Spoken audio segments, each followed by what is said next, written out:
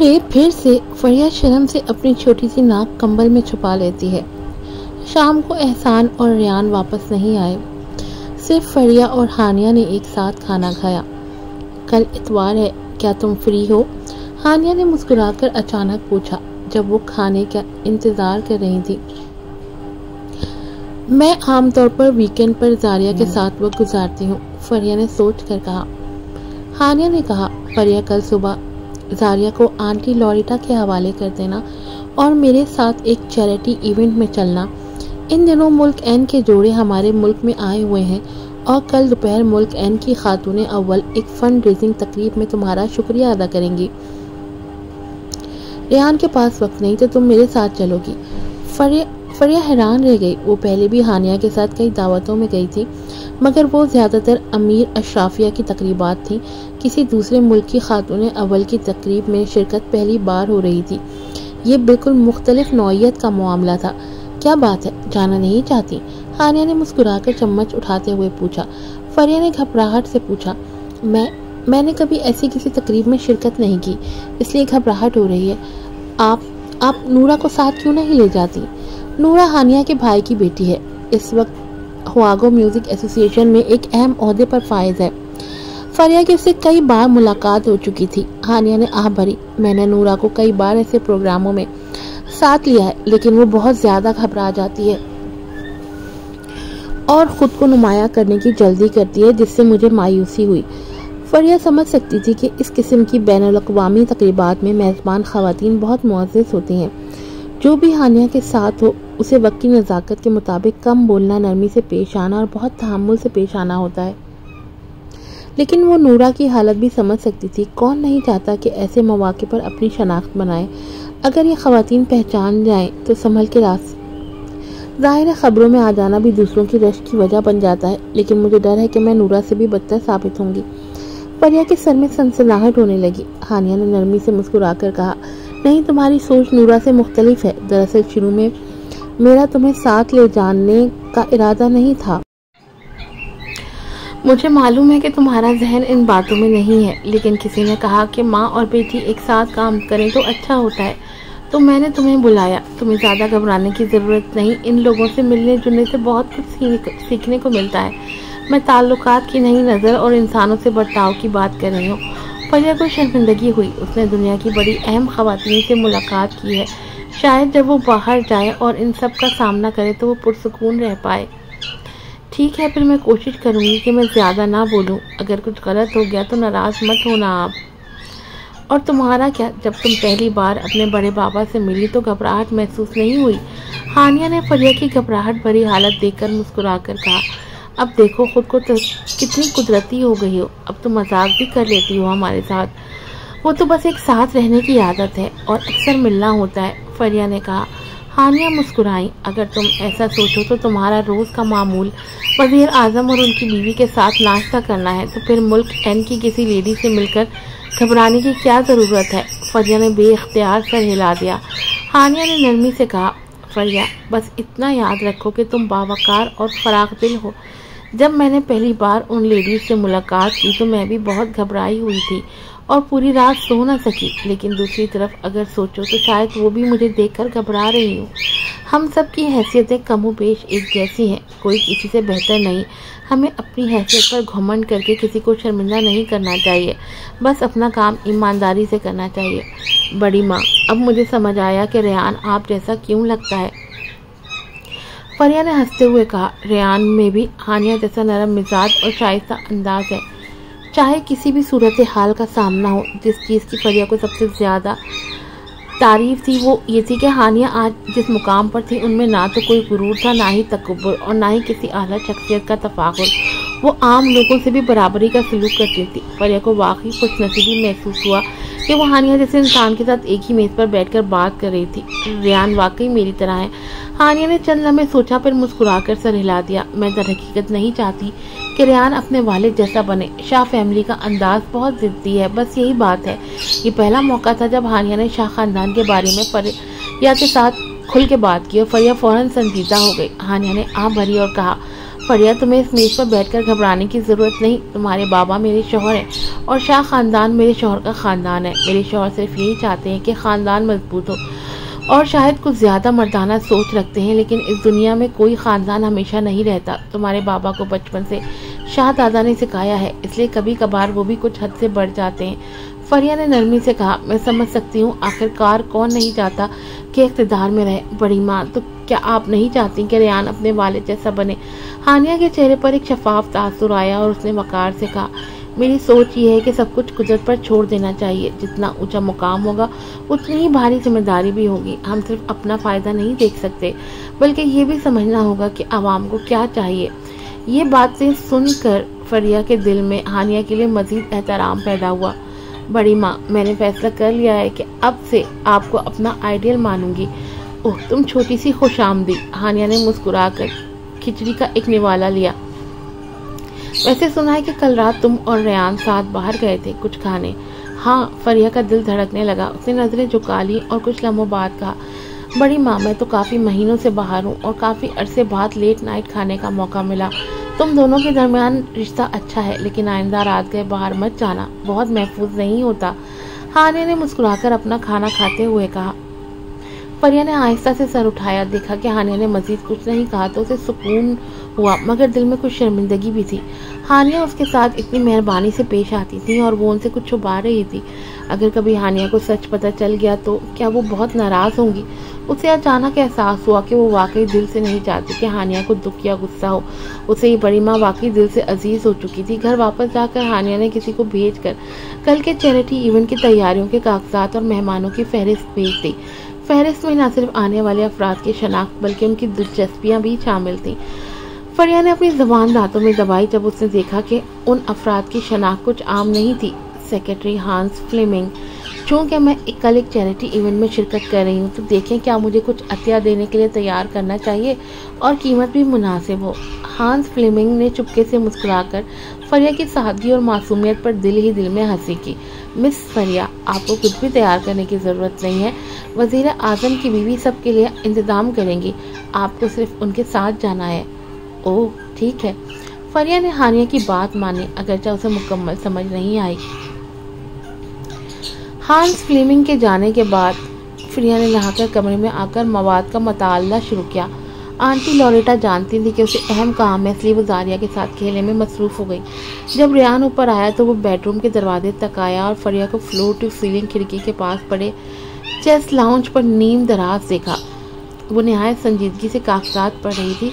उसके पैर बर्फ की तरह सफ़ेद और नाजुक थे। रेयान ने जानबूझकर आहिस्ता कदम रखे।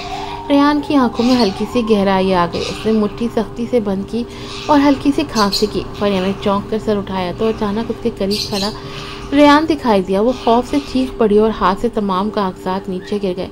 रेयान ने जल्दी से उसके माथे के दरमियान उंगली रखी। क्या पढ़ रही हो? इतनी संजीदा लग रही हो। फरिया हैरत में पड़ गई, वाकई डर गई। रेयान ने उसका नन्हा सा चेहरा अपने हाथ में लिया। मुझे अंदाज़ा नहीं था कि तुम इतनी संजीदगी से पढ़ रही हो। मैं बड़ी माँ की दी हुई मालूमात पढ़ रही हूँ। ठीक है, मुझे कल उनके साथ चैरिटी इवेंट में जाना है। फरिया ने नाराज होकर उसके सीने पर हाथ मारा। तुमने मुझे डरा दिया, मेरी गलती। रेयान ने उसका हाथ पकड़ा और उसे होठों से चूम लिया। फरिया ने लाशऊरी तौर पर दरवाजे की तरफ देखा, लेकिन मालूम हुआ कि रेयान ने कब का दरवाज़ा बंद कर दिया था। वो घबरा गई। आखिर दोनों के दरमियान अब एक ताल्लुक कायम हो चुका था और एक मर्द और औरत का तन्हा होना खुद ब खुद दिल को धड़का देता है। फरिया ने कहा, रेयान, तुमने तो कल रात नींद भी नहीं ली। दोपहर में ऑफिस में थोड़ी देर आराम किया। परेशान ना हो, इतनी जल्दी मौत नहीं आती। रेयान हंसते हुए चेस लाउंज पर उसके साथ बैठ गया, लेकिन वो दोनों एक साथ बैठने के लिए ज़्यादा तंग थे तो उसने फरिया को उठाकर अपनी गोद में बिठा लिया और दीवार पर लगा बटन दबाया तो कमरे के पर्दे खुद ब खुद बंद हो गए। रेयान, ये क्या कर रहे हो? फरिया फितरी तौर पर चौंकी। क्या वो वाकई ये सब कुछ करने जा रहा है? उसका चेहरा शर्म से सुर्ख हो गया और दिल में हल्की सी मुज़ाहिमत पैदा हुई। ये उसका कमरा है, वज़ीर आज़म के महल में, और यहाँ ऐसा कुछ हरगिज़ नहीं हो सकता। रेयान, तुम नहीं चाहते कि लोग बाहर से हमें यूँ साथ देखें, ठीक? अगरचे रात के वक्त यहाँ ज़्यादा लोग नहीं आते, फिर भी एहतियात बेहतर है। रेहान ने मुस्कुराकर पूछा, वरना तुम क्या समझ रही थी मैं क्या करने वाला हूँ? फरिया ने शर्मिंदगी से गर्दन सुकेर ली और दिल में आने वाले सुर्ख और सफ़ेद ख्यालात को मानने से सख्ती से इनकार कर दिया। ये तो तुम्हारी दूर अंदेशी है, मैं तो बस रद्द अमल जाहिर न कर सकी। ओह, मैं तो तुम्हारे बारे में ही सोच रहा था। रेहान की आंखों में एक गहरी मुस्कुराहट थी और उसकी निगाह नीचे की तरफ सरक गई। फरिया ने फितरी तौर पर अपना सीना ढांप लिया। तब उसे एहसास हुआ कि उसने अंदर ब्रा नहीं पहना, जबकि रेहान बिल्कुल उसके ऊपर झुका हुआ था और उसके कपड़ों के बटन भी ढंग से बंद नहीं थे। इसलिए रेहान को यकीनी तौर पर कुछ मंजर नजर आया होगा। फरिया का चेहरा सुर्ख हो गया। वो फौरन उठकर कोट पहनने के लिए जाना चाहती थी। तुम बैठो, मुझे कुछ काम है। कपड़े मत ढूंढो, सब कुछ देख चुका हूँ। रेहान ने उसका बाजू पकड़ लिया, उसे जाने ना दिया। फरिया का सारा वकार खत्म हो गया। उसने गुस्से में उसके सीने पर मुक्का मारा। बदतमीज, तुम्हें कैसे पता चला कि मैं क्या करने वाली हूँ? तुम्हारा चेहरा इतना सुर्ख हो गया है और रवैया इतना साफ, क्या मैं अंदाजा नहीं लगा सकता? रेहान ने मुस्कुराकर उसे बाहों में लिया। फरिया, तुम मेरे सामने बात औकात बिल्कुल एक खाली सफ़े जैसी हो। तुम ही बहुत ज्यादा होशियार हो, बात औकात बहुत तंग करते हो। फरिया ने नाक चढ़ाकर कहा, नहीं, ये तुम हो जो बहुत मासूम हो, खासकर इस मामले में, और बहुत शर्मिली भी। रेहान ने उसके बालों के सिरे को चूमते हुए कहा, तुम कभी भी इतनी नाजुक लगती हो जैसे तुम कभी शादीशुदा ना रही हो और न कभी माँ बनी हो। फरिया शर्मा गई।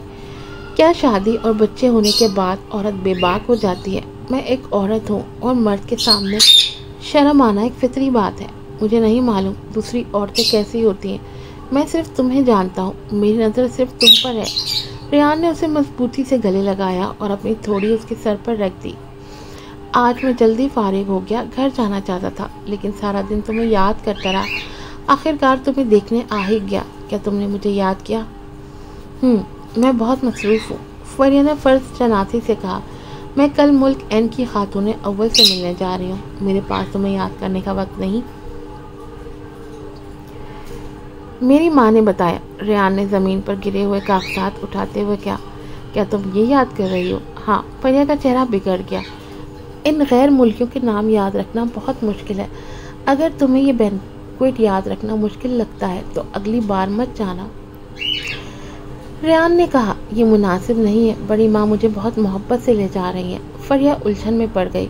ज़्यादा लोगों के जानने से शायद हमारे ब्रांड की बैनुल-अक़वामी तरक्की आसान हो जाए। आखिरकार ये मेरा अपना कारोबार है, सब कुछ सहारा लेकर नहीं चल सकता। लेकिन तुम कह रही हो कि याद रखना मुश्किल है। मुश्किल तो है। जब मैं पढ़ती थी तब उन पेचीदा जानदारों के नाम और भी मुश्किल होते थे। फरिया ने कहा, और फिर मैं अभी जवान हूँ, मुस्तकबिल में इम्कानात बेशुमार हैं। मेहनत करना कोई बुरी बात नहीं। और बड़ी माँ ने आज रात मुझे बहुत कुछ सिखाया। मैं उनकी बहुत इज्जत करती हूँ, चाहे मैं उन जैसी ना बन सकूँ। उनसे कुछ बातें सीखकर फ़ायदा ज़रूर होगा। ये सुनकर रेहान ने उसे गौर से देखा। उसके हसीन चेहरे पर तारीफ और एहतराम झलक रहा था, जैसे शायद वो खुद भी ना जान पाई हो। रेहान का दिल भर आया और वो मुस्कुरा उठा। अच्छा है, मेरी माँ से सीखो, शायद एक दिन तुम मेरी बीवी बनो और सब कुछ बखूबी संभाल सको। बदतमीज, कौन तुम्हारी बीवी बनना चाहता है? फरिया ने उसे आंखें दिखाई। लेकिन मैं तो सिर्फ चाहता हूँ कि तुम ही मेरी बीवी बनो। रेहान ने उसके बाजू दबाए और उसे चूम लिया। फरिया ने सोचा कि वो थोड़ी देर बस चूमेगा, लेकिन फिर उसे एहसास हुआ कि ये बूसा कुछ ज़्यादा गहरा होता जा रहा है। परेशान मत करो, मुझे मालूमात पढ़नी है, प्लीज़ तंग मत करो। फरिया ने सांस फूलते हुए उसे धकेला। वो कागजात तो बहुत खुश्क है, तुम मुझसे ही पूछो और मैं उनसे ज़्यादा जानता हूँ। रेहान ने कहा, तो फिर ये भी बताओ तुम अभी क्या कर रहे हो? फरिया ने गुस्से में आकर उसे काट लिया। काटो, खून निकल आ रहा है। खबरदार, कल मेरी माँ बाप पूछेंगे तो तुम ही जवाब देना। रेहान ने हंसते हुए कहा, मैं अभी तुम्हारे दरवाजे से मुंह निकाल कर आया हूँ।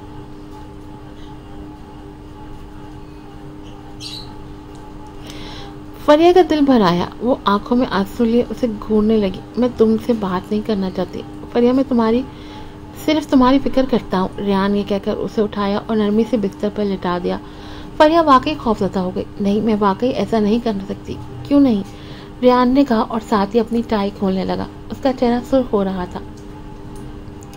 बेबी, मुझे तुम्हारी बहुत याद आ रही थी। सारा दिन तुम्हारे बारे में ही सोचता रहा हूँ।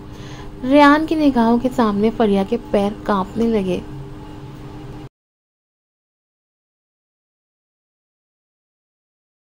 تمہیں کس بارے میں سوچ آ رہی تھی؟ میں تمہاری ہو چکی ہوں، لیکن یہ وزیر اعظم کی رہائش کا ہے، تمہارا اپارٹمنٹ نہیں۔ زاریہ نیچے ہے اور کسی بھی وقت اسے لے کر کوئی اوپر آ سکتا ہے، اس لیے احتیاط لازم ہے۔ میں ماں باپ سے مل کر آیا ہوں، وہ آرام کر رہے ہیں اور کسی کو بھیجنے کا امکان نہیں۔ زاریہ پر آنٹی لوریٹا کی نظر ہے اور اب جب وہ ہمارے بارے میں جانتی ہیں وہ اوپر نہیں آئیں گی۔ ریان نے اس کے ہونٹوں کو چومنا شروع کر دیا۔ مزید دیر مت کرو۔ فریہ دل ہی دل میں اسے مکار کہہ رہی تھی، لیکن یہ بات واضح تھی کہ وہ پوری تیاری سے آیا ہے اور وہ خود کو ایک کٹی ہوئی بوٹی جیسا محسوس کر رہی تھی جو چاقو کے نیچے ہے۔ فرار کا کوئی راستہ نہیں، لیکن ریان کے جارحانہ اور جذباتی بوسوں کے سامنے فریہ بھی تھوڑی بے خود ہونے لگی۔ کچھ دیر بعد ریان نے ایک بار پھر بے خبری میں سب کچھ پا لیا۔ سب کچھ ہونے کے بعد فریہ تھکن سے بستر پر پڑی تھی اور اپنے دل کی دھڑکن کو قابو میں کرنے کی کوشش کر رہی تھی۔ سارا عمل ایک عجیب جگہ پر ہونے کی وجہ سے اس کے لیے قدرے پریشان کن تھا، لیکن اسی کشیدگی کی وجہ سے شاید وہ سب کچھ اور زیادہ سنسنی خیز لگنے لگا۔ اسی احساس نے ریان اور فریہ دونوں کو زیادہ تیز رفتاری سے مکمل کروا دیا۔ یقیناً وقت تھوڑا تھا مگر دونوں مطمئن تھے۔ فریہ نے اپنا چہرہ ڈھانپ لیا، اسے اپنا آپ بگڑا ہوا محسوس ہونے لگا۔ بیبی تم بہت خوبصورت ہو۔ ریان نے اسے گلے لگایا اور پیار سے اسے ایک اور بوسہ دیا۔ ریان، فریہ نے اس کی گردن میں باہیں ڈال دی، وہ بوسوں سے مدہوش ہو چکی تھی۔ ریان نے نرمی سے اس کی پیشانی پر بوسہ دیا اور کہا، فریہ تمہیں معلوم ہے میں جب بھی تمہیں دیکھنے آتا ہوں میں تمہارے بستر کے پاس بیٹھ کر دیر تک تمہیں دیکھتا رہتا ہوں اور دل میں کہتا ہوں ایک دن تمہارے ساتھ سکون سے سو سکوں گا۔ اوہ تو تمہارے گندے خیالات تو کب سے تھے؟ فریہ نے مذاق میں اس کا گال چٹکی میں لیا۔ نہیں، میں تو تمہیں عرصے سے چاہتا ہوں۔ ریان نے اسے مزید زور سے گلے لگا لیا۔ یہ لمحہ نایاب اور خوبصورت تھا اور فریہ کا دل نہیں چاہ رہا تھا کہ وہ اسے خود سے دور کرے۔ ایک منٹ بعد ریان اٹھ بیٹھا اور مسکرا کر بولا، چلو فریہ، میں تمہیں ان لوگوں کے بارے میں بتاتا ہوں جن سے تم کل ملو گی۔ تمہیں مجھ سے واقفیت ہے، جب میں وزارت خارجہ میں تھا تو ان سب سے مل چکا ہوں۔ کل ہی میں ملک این کے وزیر اعظم اور ان کی اہلیہ سے اپنے والد کے ساتھ ملا تھا، تو تم پہلے ہی ملک این کی خاتون اول سے مل چکے ہو۔ وہ کیسی خاتون ہے؟ فریہ نے دلچسپی سے پوچھا۔ ریان نے دھیرے سے اپنی رائے اور تاثرات شیئر کیا، پھر اس نے ملک این کے بارے میں کچھ دلچسپ باتیں بھی بتائیں جن میں سے کچھ تو واقعی ہنسی دلا دینے والی تھی۔ زیادہ وقت نہ لگا اور فریہ کی فہرست میں دیے گئے افراد کی ایک مجموعی سمجھ بوجھ حاصل ہو گئی۔ اللہ اللہ، یہ رومانٹک ایپیسوڈ پڑھ کے تو آپ لوگوں کو سرپرائز دینے کے چکر میں میرا تو کباڑا نکل گیا۔ مجھے تو وہم و گمان میں بھی نہیں تھا کہ ان کا یہ والا جو سین ہے وہ اس ایپیسوڈ میں، ورنہ میں کبھی بھی نہیں پڑھتی۔ اتنی مشکل سے میں نے پڑھا ہے، اتنی ہنسی بھی آ رہی تھی، اتنا عجیب سا بھی لگ رہا تھا مجھے پڑھتے ہوئے، اور اس کو میں نے بہت حد تک کٹ کر دیا۔ اس کے باوجود جو ہے نا پھر بھی مجھے اچھا نہیں لگ رہا تھا اس کو پڑھنے۔ یہ سارے سینز میں نے کٹ کر دیے ہیں، لیکن پھر بھی یہ بتانا ضروری تھا، یہ مین تھیم تھا، میں کیسے اس کو کٹ کر سکتی تھی۔ اللہ اللہ، ابھی تک مجھے ہنسی بھی آ رہی ہے اور عجیب سا بھی لگ رہا ہے۔ اللہ نہ کرے میرا کوئی رشتہ دار یہ والی ایپیسوڈ سن لیں۔ چلے آپ لوگ جلدی سے جا کر ایپیسوڈ کو لائک کریں اور میری دیکھیں کس مشکل سے میں نے آپ لوگوں کے لیے سرپرائز ایپیسوڈ تیار کیا، اور یہ سرپرائز میرے ہی اوپر جو ہے نا اتنا بھاری پڑ گیا۔ جلدی سے جائیں، جا کر کے چینل کو سبسکرائب کریں، ویڈیو کو لائک کریں، شیئر کریں اور کمنٹ لازمی کریں، ایک سے زیادہ کمنٹ کیا کریں۔ پھر ملوں گی آپ سے نئی سرپرائز ایپیسوڈ کے ساتھ۔ السلام علیکم۔